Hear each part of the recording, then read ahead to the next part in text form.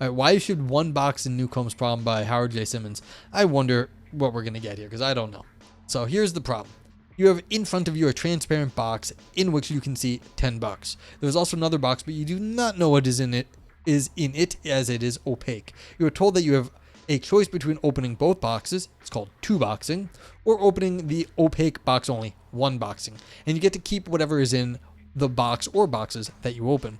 The twist is this: if you choose to open the opaque box only, then an individual called the predictor will have predicted that you are going to do this and will not have put $100 in the opaque box. But if you choose to open both boxes, she will not have put $100. Wait, she will have put $100 in the opaque box, but if you choose to open both, she will not have put $100 in the opaque box. Knowing all this, what should you do? We assume that maximizing your wealth is your only goal. Okay, so instead of 1,000 and a million, we're talking $10 and $100. It's basically the same thing. So, all right, let's see. Many people think that you should open one box. Anyone who one boxes will find that there is $100 in the opaque box, as the predictor will have known that she was going to one box and will consequently have put the 100 in there. Anyone who two boxes, on the other hand, will get the $10 in the transparent box, but nothing in the opaque box, as in that case, the predictor will have left the opaque box empty. One boxers, oh dear. One boxers end up much better off than two boxers, assuming that being as well off as possible in all matters. Why would a rational agent want to do anything else?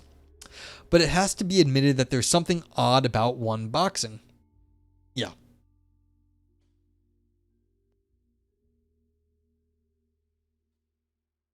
Is this just a trolley problem? No. This is slightly different, DCI. The problem here is understanding your what it means to have a predictor. And so you're trying to, this is a question about probabilities, actually. So it's trying to understand the two possibilities based on a probabilistic decision maker. The trolley problem is getting to see what you will do based on your agency, like what you think is the right thing to do. This is a question on how you understand probabilistic phenomena. Okay. But it has to be admitted that there's something odd about one boxing. If I one box because I'm convinced by the above argument, then in effect I act in order to bring it about that the predictor has predicted that I will one box and so put $100 in the opaque box. You see this? The predictor has to be able to 100% know what you're going to do.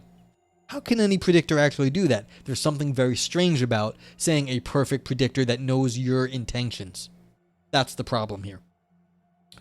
This seems peculiar, paradoxical even. Causality surely only ever runs forward. We can't reach back into the past and determine the way things have been. Well, that's weird. The predictor knows what you're going to do. How they actually read your mind is also very weird, but I don't love this locution they say. They're not reaching back into in the past. They only have to know exactly what you're going to do and know that you're not going to change your mind. The predictor is female and women know everything. Well, there you go. This isn't even hypothetical then. They don't have to read your mind. Well, they have to know with 100% certainty, Frank Big Time. How else can they predict if they don't know? Plenty of other ways to predict things. Well, we're talking about very certain things. So it has to be 100% or near 100%. It's not a question of getting close. It has to be absolute in this one case. They aren't reading your mind. They're reading the situation. Okay, so this is a super hypothetical weird time. How do they know what you're going to do in terms of picking your box? Phrasing. Which box you are going to pick. Yeah, so I can be predicted with near 100% certainty. Okay, pick a situation where you can't be predicted with 100% certainty and then rerun the situation based on something where you can't be predicted with 100% certainty. I mean, are you a bot, Frank Big Time? Maybe you are, but pick a situation where it's not 100% certain what you're going to do and then make this outcome run on that situation. There you go. Now it becomes harder. Either way, this is all assumptions, so the rest is explanation. The system matters. Yeah, this is the thing. And this is why, like, it's a short paper. They're setting it up a very certain way to make it very certain what is going to come out. I don't know exactly what's going to happen, but you have to understand the setup here. If it is 100% certain that the predictor will predict correctly, then there is no question. You always one box. But that's a weird situation because it seems very unreal. And that's the problem here with Newcomb's problem. Why should we rationally assume something that can't possibly be real? I mean, just because you set it up, that is what... I mean, just because you set up, it doesn't matter. It's like, it's unrealistic. And so should you reject the problem outright? Maybe. Okay. And so here, the author knows this. They say, suppose we agree for the moment that this line of thinking is correct. Can we say that what we ought to do in Newcomb's problem? Here's a popular argument for resolving the quandary. Either there is $100 in the opaque box or there isn't. Suppose the 100 is there. Then if I one box, I will get that $100. But if I two box, I will get the contents of the transparent box as well. Since there is $100 in that box, I will finish up with a total of 110. In other words, I do better by two boxing than I do by one boxing. That's if the predictor fucked up, you know? Like, and they thought you were going to one box, then you get both, and that seems better. But suppose instead that the opaque box is empty, then if I one box, I get nothing. Whereas if I get two box, I get $10. So again, I do better by two boxing. Hence, whatever the contents of the opaque box, I do better by two boxing than I do by one boxing. Therefore, it might be claimed two boxing, not one boxing, is the rational thing to do. Again, if the predictor fucks up, then you should take the money on the table. That seems like the right thing to do. And this is what we're talking about the Monty Hall problem. If they give you money just for showing up, don't risk it on getting a goat. Just take that money. Okay. When one option gives the agent a higher gain than another, whatever the situation, the former option is said to dominate the latter. The argument just given for the rationality of two boxing in Newcomb's problem appeals to dominance. But is the appeal to dominance always a sound one? And we haven't gone outside the Wikipedia problem yet. This is still Wikipedia level of stuff. So we haven't gotten anywhere. Viper says, the real treasure is the know-it-all philosopher friends we made it along the way. Okay, so let's see. I mean, where was the Newcomb's problem? I mean, we are literally just over here at this point. Like, we're just discussing this box in this paper. We haven't gotten anything new yet. This is just, look, if the predictor can fuck up, you take the money on the table. If the predictor doesn't fuck up, then you take the one box and you get the larger payout because they knew you were going to take that box. All right. In this argument, each possibility that there is $100 in the opaque box and that there isn't $100 in there is considered in turn and is shown that in either event, the agent does better by two boxing. It may help to evaluate the argument if we consider how we should react if it is applied to a different situation. This situation, call it the future-oriented Newcomb case, is like the Newcomb situation, but the predictor is not involved. I can push one of two buttons, A and B. Button A will open the opaque box, while button B opens both boxes. As in the standard Newcomb case, the transparent box visibly contains $10, while the contents of the opaque box depends on my decision, but the mechanism of this dependence is different. Yeah, well, that's the problem here, DCI. What do you mean by a reliable predictor here? And the author here is going to switch up the mechanism, so we don't actually have a, it's not a question of, a person predicting the future. Frank says, Cynic says neither box. No, Cynic would just, it depends on what you mean by reliable. Again, Cynic wouldn't give a fuck. I consider myself a neo-cynic. I don't give a shit. Like, it's just like, what do you mean by reliable? You tell me what that is, and then I just work out the probabilities. Because if it's reliable to more of a degree than the ratio of the small amount of money to large amount of money, that's all you have to find out. You just divide the numbers, figure out the ratio, and if the probability is higher than that, you take the single box, and if it's lower than that, you take both boxes. That's the answer mathematically. It's just that ratio. Yeah, Sally, it's triage and severity testing. That's exactly what I'm doing. I'm just dividing the ratio to see the probabilistic chance of me getting more money. On the reliability of the predictor. That's it. Frank says, Cynic then cuts off his own leg because he doesn't want to be reliant on having a leg. I mean, that would be, I guess, the old school Cynic way is just like saying, fuck you, I don't need your money. But again, this assumes that you were after money. That's it. So, like, yeah, what would the cynic do? They say, fuck you, I don't need your money. I'm out of here. I'm not playing your dumb game. They won't even say that. They just get up and walk. This is, again, assumes you actually need the money and you want the money. Okay, so what the author here is changing the situation. We're not getting a predictor. Quite simply, when I push button A, $100 automatically inserted into the opaque box just before the box is opened to enable me to retrieve the money. Button B, in contrast, merely opens both boxes, leaving the contents of the opaque box empty. They wouldn't walk, they'd have one leg. Yeah, they'd hop. You're right, Sally. Viper says, I wonder if he says bays, will Ivan mysteriously appear? Possibly. It does seem to happen. But with what reliability, I guess. Alright, so this case is a no-brainer. Nobody would seriously contend that it would be rational to two-box. Yeah, because if you have a mechanical device that inserts the money, again, it's not a predictor, it's causally based on your pushing the thing, and you're assuming that the machine doesn't break. Again, with what reliability? But you're saying it's mechanical, based on your actions, not on what someone predicted in the past you would do. Okay, nobody would seriously contend that it would be rational to two-box. In this situation, $100 is there for the taking by one boxing, or rather will be there for the taking if I choose to take it, whereas two-boxing yields only $10. But what is interesting is that the dominant argument in favor of two-boxing can still be constructed. Either the opaque box will contain $100 or it won't. Timeless decision theory, just don't pick. I mean, they do run decision theory over infinite time, and you get different answers if you run the game over and over and over and over again, which is interesting because they do this for the prisoner's dilemma, and the answers are not what you think they are sometimes if you run an iterated prison dilemma.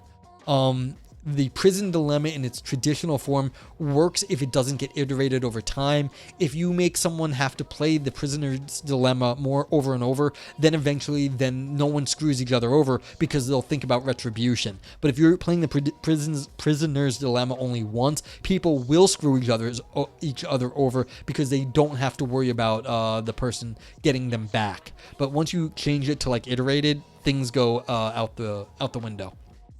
So, but that's a good point. Don't you have to make a choice in order for the predictor to decide? I guess in the original version, no DCI. You would just have to, the predictor would just have to know what you would do if you were to decide. So it wouldn't make a difference at that point. Or if it's already decided, then your decision doesn't matter. Well, that's the thing.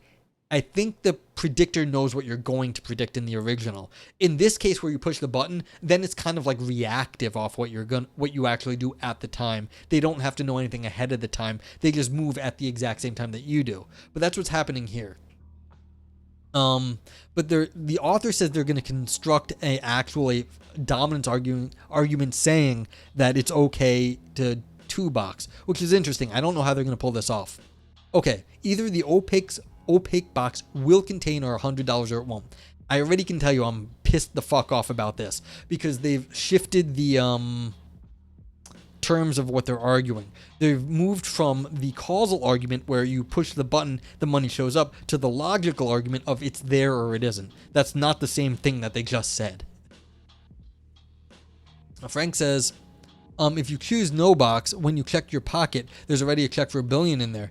That's interesting, but that's more like what Vipers asked earlier about the toxins problem. Can you choose to like fuck with your own intentions? Can you do that? Can you choose not to decide and then get even more money? But that's the toxin problem, not Newcomb's problem. Okay, so yeah, and WinRAR, dude, this is such goal posting. Yeah, that's what I think. That's what I think the author is gonna do here.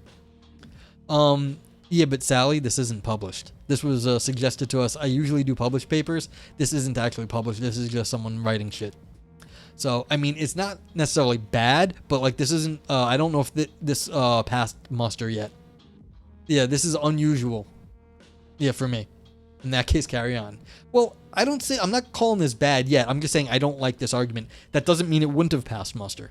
Yeah. Somewhere Ivan is twitching. Yeah. And this is the thing. This move right here. This one right here. I mean, I can tell you. And like, this is why I stopped. I know what's happening. Like, this is what making Ivan's eye twitch. This is me just being like, bull. Like, right there. It's like, yep. Yep, Vipers, it's okay. Like, that's not a big deal. But like you don't have to do the published only stuff because, you know, sometimes the site, sometimes Phil Papers is not reliable. It isn't. And so it's like you can actually, it's like it could be good. All right. But anyway, let's just finish up. We're, like I said, it's 3 pages, no big deal. We'll read something after this, I guess. I still have some voice. So in the former case, 1 box yields 100, but 2 boxing yields 110. Again, they shifted the goalpost right there, as Sally said. In the latter, 1 boxing yields nothing, but 2 boxing yields $10. In both cases, then, so the argument goes, the agent does better by 2 boxing, just as in the original Newcomb situation, but this is a ridiculous conclusion. Clearly, dominance alone cannot be relied on to select the rational course of action.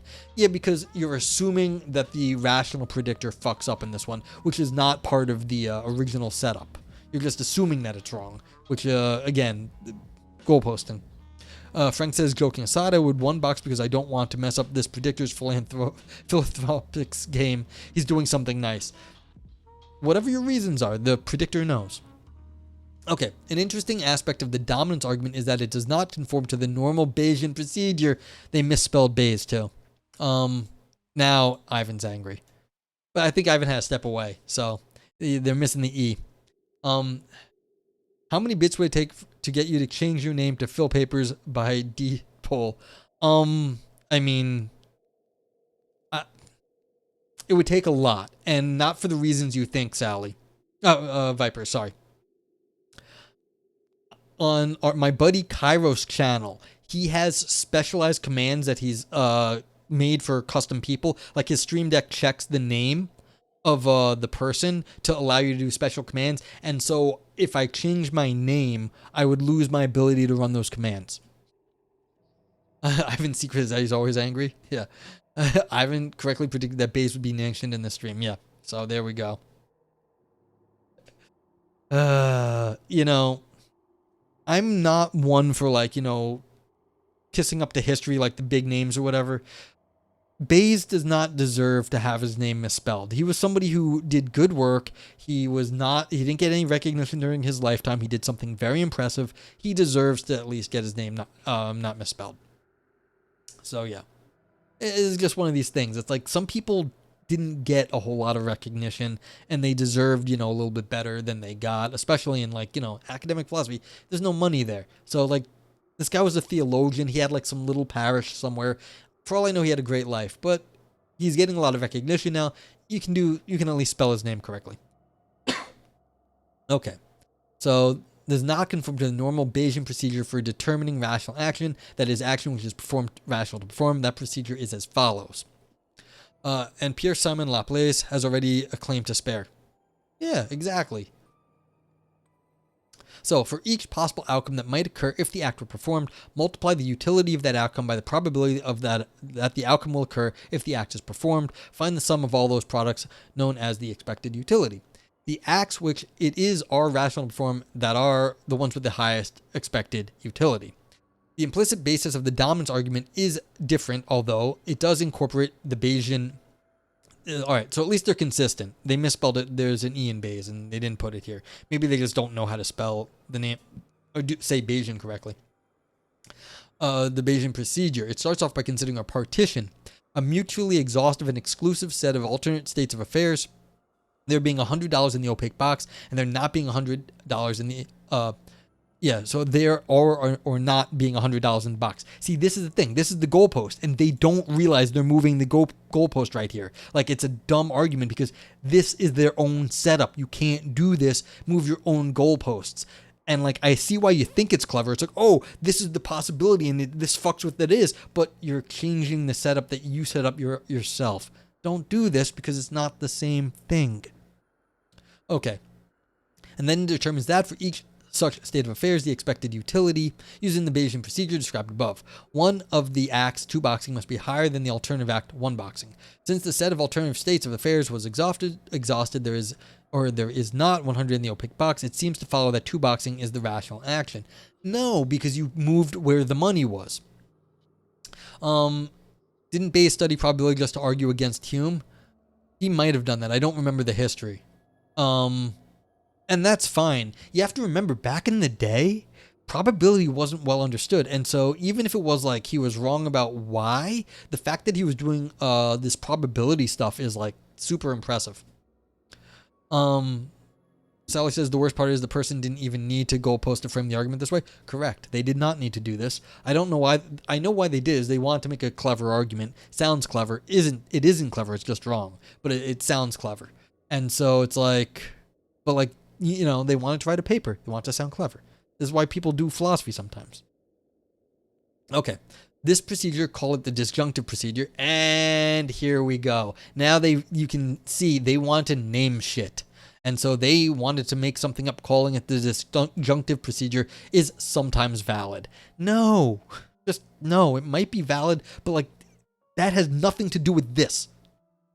Okay, suppose that in the future-oriented Newcomb's problem, in addition to the money that you receive from opening one or both of the boxes, you will receive either 50 or 40 bucks, but you have no idea which. This is all you know. Yeah, sure, if you want to have a different situation, go ahead, but then it's not going to affect the original problem. I'm just going to call adding goalpost to an argument unnecessarily a disjunctive procedure from now on. Oh, God. Yeah. You know what was actually interesting about that? I was trying to think of a better name of moving goalposts, because I don't think moving goalpost it sounds as bad as it actually is. It sounds not so bad to move some goalposts. It seems like, oh, you're just moving a little bit.